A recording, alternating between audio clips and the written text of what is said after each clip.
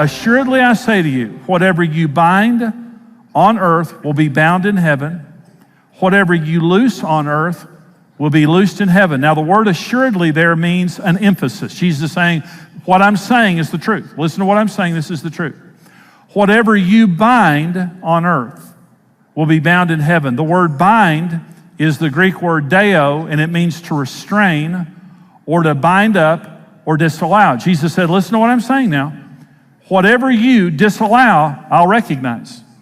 And then he says, but whatever you loose on earth will be loosed in heaven. And the word loose is the Greek word luo, which means to loosen, to let go, or to allow. So let me give you a paraphrase of what Jesus is saying to every single one of us. I'm telling you the truth. Whatever you disallow on earth will be disallowed in the invisible realm, and whatever you allow on earth will be allowed in the invisible realm.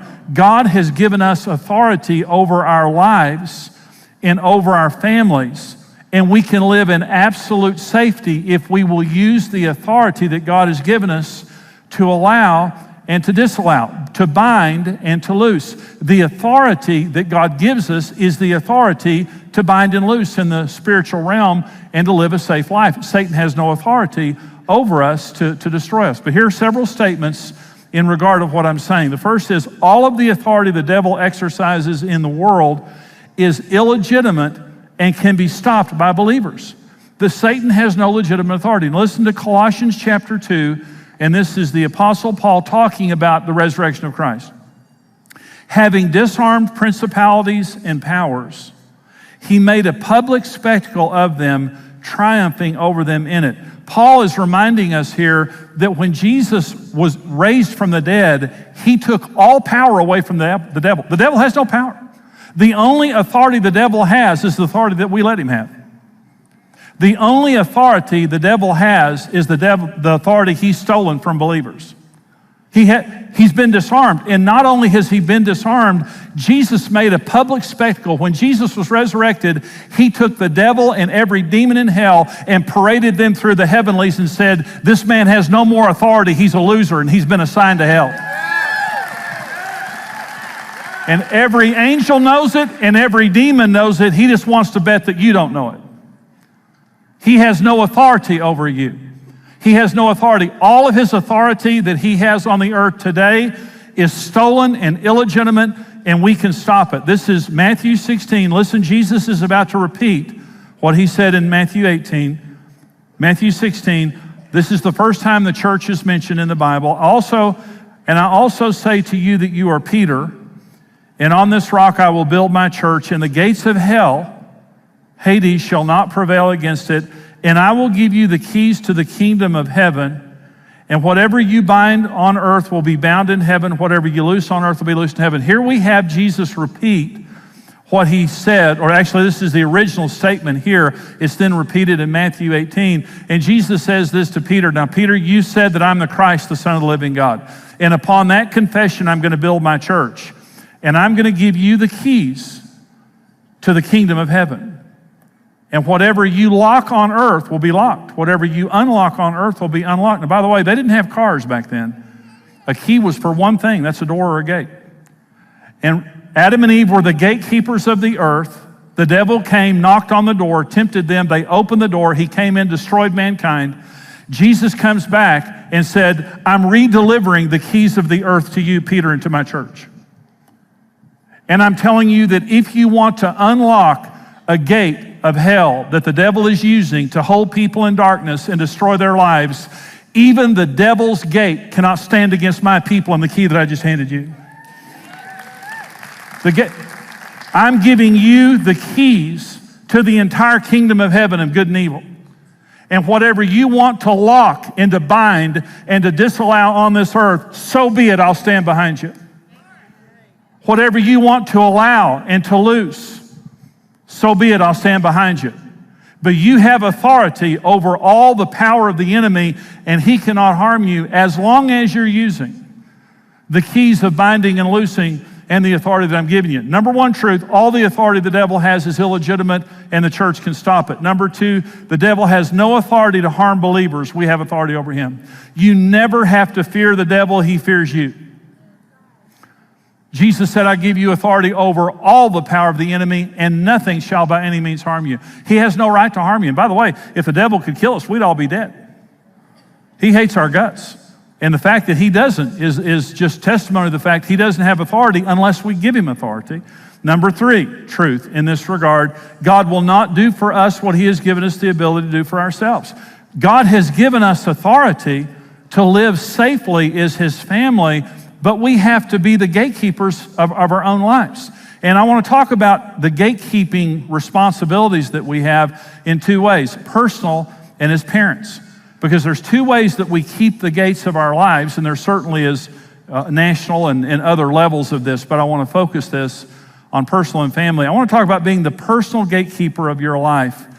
And to help you understand, there are 7 gates into your life. Every person, there are 7 gates that the devil or God will use to do good or bad things in your life.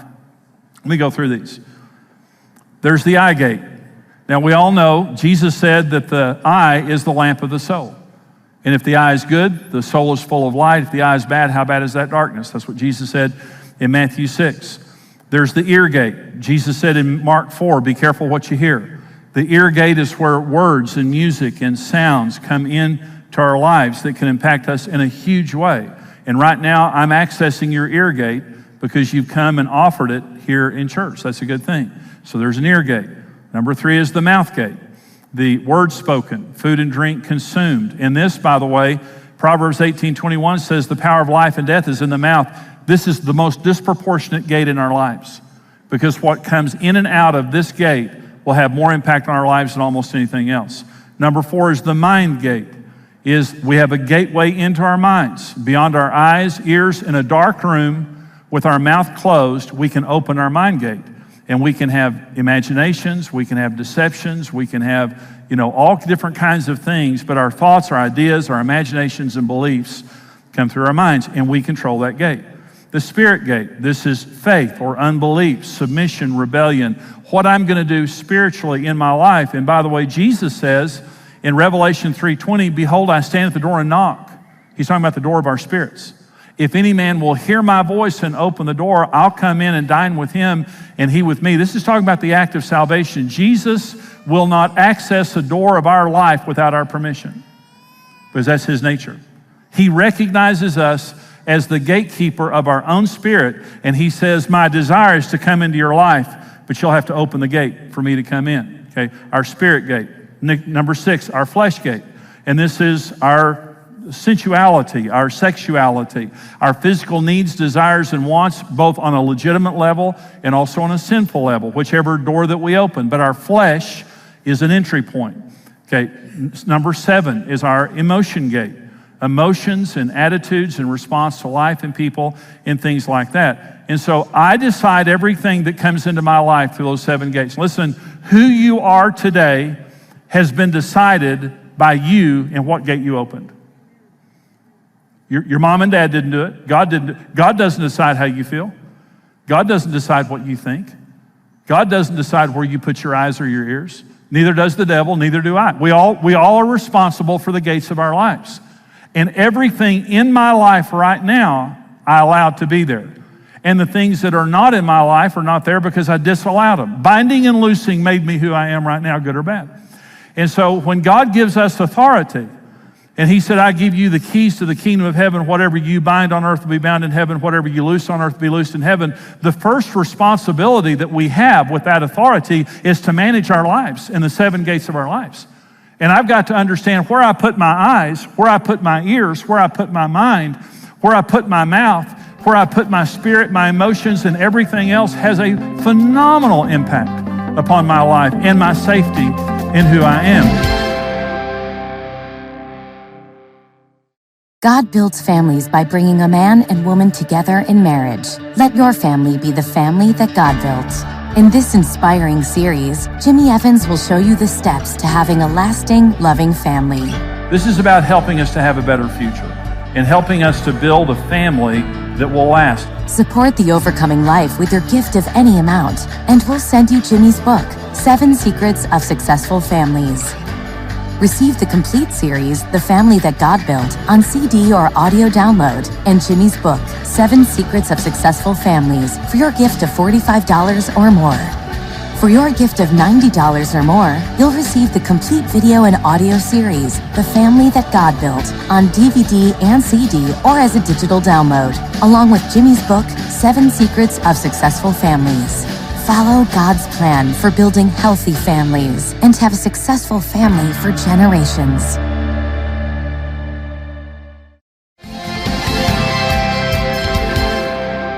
The devil only needs one open door to come in and destroy. Now, when you left home to come to church, a burglar doesn't need you to leave every window and door open to rob your house. A burglar only needs one entry point. And through one entry point, a burglar can rob your entire house. Understand this, the devil is going to try to access every gate in your life on a continual basis. Now, the purpose of this is to make you fearful. The purpose of this is to make you aware, because you have authority over the devil. This is not complicated, it's not difficult, but understand every gate in your life is an opportunity for God to bless you, and every gate in your life is an opportunity for the devil to destroy you, and you manage every one of those gates. And he's going to keep knocking on those gates to find an open door, and he only needs one open door to destroy your life. And let me give you an example of this. Ephesians chapter 4, this is verses 26 and 27, the Apostle Paul says, "Be angry, but don't sin. Do not let the sun go down on your wrath, nor give place to the devil." Go ahead and be angry. God gets angry. Nothing wrong with anger. But don't sin in your anger, and don't stew on it and let that become bitterness and unforgiveness by going to bed on it. So be angry, but don't sin. Don't let the sun go down in your anger, or you'll give place to the devil. The word place is the word topos in the Greek language, and it just means location, foothold, a place in your life for the devil. The word devil there is diablos, which means slanderer. He's going to come in through your anger that you didn't take control over. He's going to use that as an opportunity to come in and accuse your wife, your husband, your parents, your friends, everyone that you have anger toward, until he's destroyed relationships. Now, I want you to listen to me for just a minute, because this is something that I know as being a pastor for 32 years and a marriage guy who's helped a lot of people in marriages. That gate has destroyed millions and millions of lives and homes.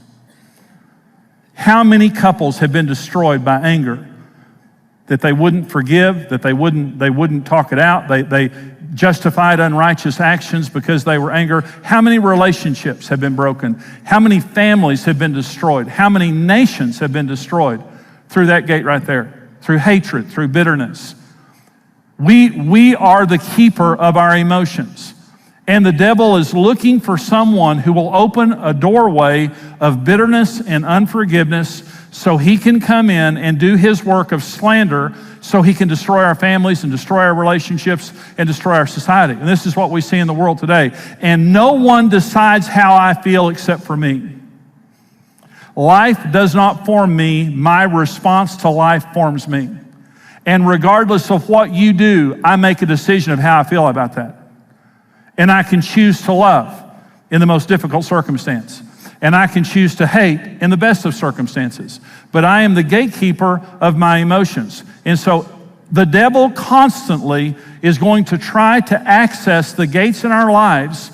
And as a responsible gatekeeper, it means I bind the devil by using my eyes. And I loose God to use. Whenever you're reading the Bible, what you're doing is you've just loosed the Holy Spirit to work through your eyes to bless you. But when you put your eye on something bad, you've opened the door to the devil to come in and corrupt you. The same with your ears, the same with your mind. And so responsible binding and loosing, responsible gatekeeping keeps me personally safe. But the second responsibility of gatekeeping is parents. See, little children, we have to create, because they can't manage the gates of their lives. The purpose of parenting is to raise children in a safe environment where one day when they leave home, they have learned how to responsibly manage the gates of their lives. But let me talk about parents for just a minute. Parents are the gatekeepers of their homes and their children's lives. Let me say, everything in your home, you allow. Everything not in your home, you disallow. You're the gatekeeper of your home. God doesn't keep the gates of your home. The devil doesn't. Hopefully your children don't. All the devil needs is a careless gatekeeper to corrupt a child's life. He just wants a parent who doesn't understand that they're responsible for keeping the gates of their child's life. Let me talk about the 5 gates of a child's life that a parent must diligently keep watch over. And you're totally responsible for these 5 gates. Number 1 is the God gate. The first responsibility of a parent is to lead your child to God. In fact, God put his image on Adam and Eve in Genesis 1 and then commanded them to multiply. They weren't ready to multiply until they bore the image of God. The number 1 responsibility that I have as a parent is to lead my child into an understanding of who God is, the love of God, and the truth of God, so that at the earliest age possible, they receive Christ into their lives. And then from that point forward, we're discipling them in their faith. Okay, taking them to church, reading them the Bible, praying with them. The number 1 thing that I do is I watch the God gate of my child's life. And I think that every parent should raise their children in church. I'm preaching to the choir here, but I'm saying church is very important. The Bible, godly disciplines in a child's life, that is the parent's responsibility. Number 2 gate in a child's life is the entertainment gate. And entertainment is cell phones, and I totally agree that children should not have a cell phone until very late in, high school or something like that. And so for safety purposes, you may have a cell phone in your home that doesn't belong to a child, and they're going somewhere and you hand it to them, and it's not a smartphone, it's just a dumb phone. It's just a phone that they can call you and they cannot access the internet because the internet's a powerful thing. But computers, did you know that 60% of parents say they do not have the time to monitor what their children view on the internet? You might as well hand your child a loaded gun. I want to say something, moms and dads, and listen to me. You cannot give your child an electronic instrument that you can't monitor. And if your children are smarter than you, that's a problem. And a lot of my 2-year-old grandson comes and walks in the house, and he jumps in my lap. Reed is his name. And he says, "Pappy, I want to play on your phone." And my grandson Reed's 2.5 years old. He gets on my phone, and in a second, he's watching Thomas the Train on Netflix. And he's brilliant. These little kids are brilliant. And it's just, you have to stay up with that. And we were talking with Brent and Stephanie, our son and daughter-in-law, about this, and they said it is more challenging all the time to make sure that the internet does not corrupt your children. But you can't do, we have to monitor their entertainment. Social media, music, videos, video games, so critical that we monitor children's video games and things like that. There's never been a world like ours today where from an outside, someone can come inside our home that we would never allow through the front door. But they do it through electronics. And so through phones, through social media and all of that, you have to monitor that. You have to become educated on that and get the resources and tool to monitor your child's entertainment. It takes vigilance. And it takes relationship with your children and knowing what they're up to. And listen, don't let entertainment raise your children for you. Because it's easy to let your kids sit there, our kids, grandkids, and watch the video stuff like that, but that's not the basis of our parenting or grandparenting. Number 3 is the friend gate. You have to monitor who their friends are. Their friends are their future. 1 Corinthians 15:33, do not be deceived.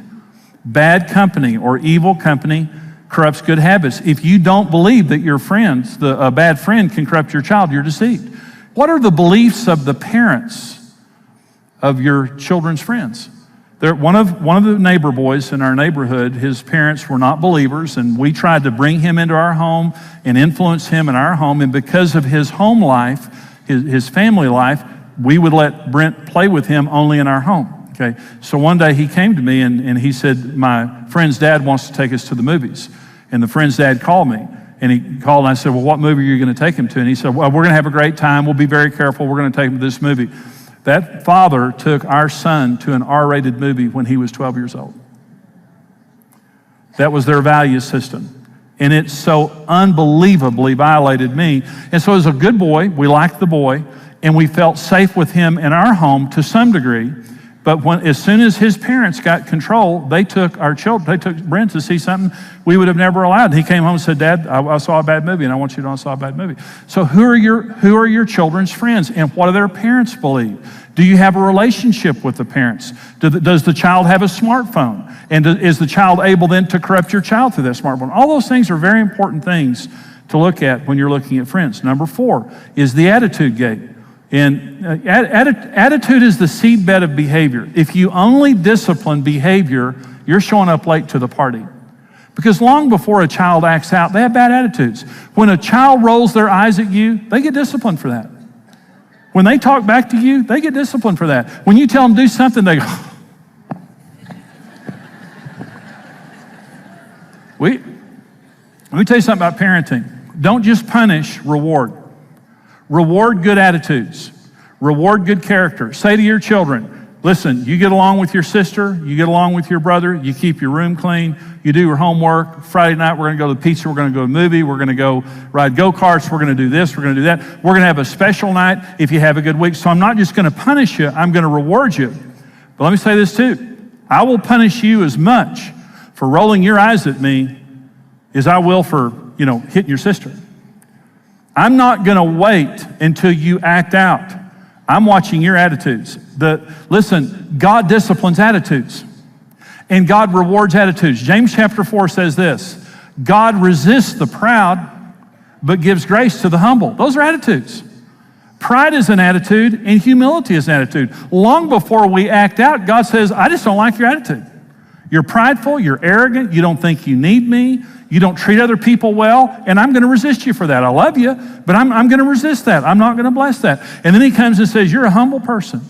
You're a loving person. You need me. You're gracious with other people, and I'm going to reward that. And we need to monitor the attitudes of our children and never, not being legalistic, always in a relational context, we must demand of our children that they have good attitudes, that they respect us, that they respect the family and the other members of the family. It's a job. I mean, their children aren't perfect, and we have to raise them up patiently. But attitudes is a big deal. Number 5 is the education gate. Parents are responsible for educating their children. It's number 1, beyond the school, beyond anybody else, it's our responsibility. And that means you're involved in your children's education. You know where they're being educated. You know who's educating them, and you're staying up with it. Now, I'm going to have shown you how to watch the gates of your life. And I'm going to have produced a responsible gatekeeper, and you're going to live the rest of your life safely from the power of the devil and every desire he has over you.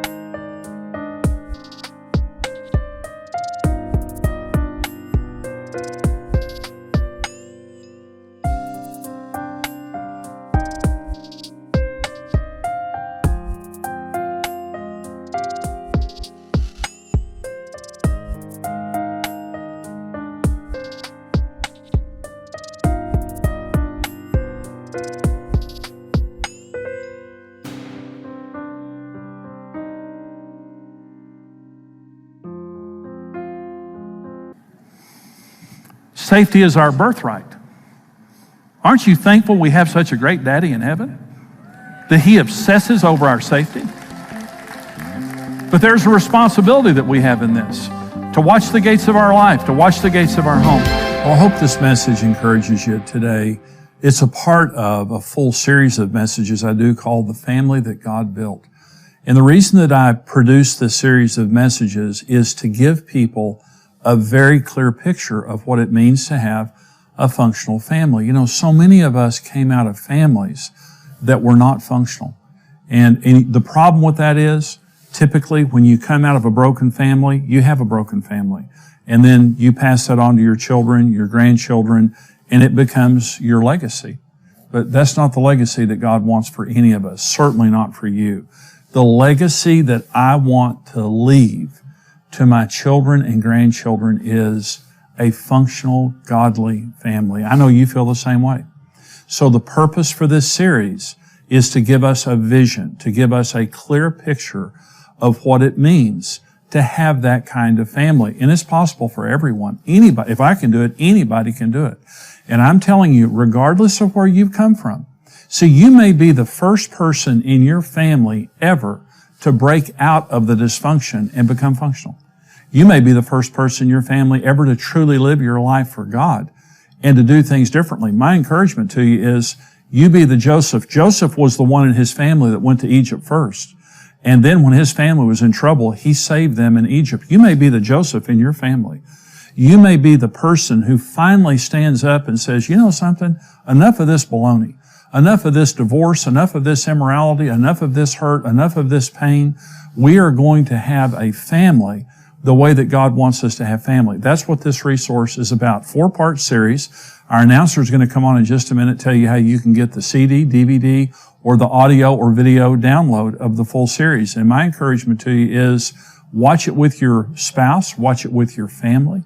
Get together, watch it, get this picture in your head, and I promise you can do it. And I promise it will not just make a difference for you today, it will make a difference for your family for generations to come. God bless you. I hope that you have had a good experience watching the program today and it's helped you to know how to have an overcoming life. God bless you. See you next time.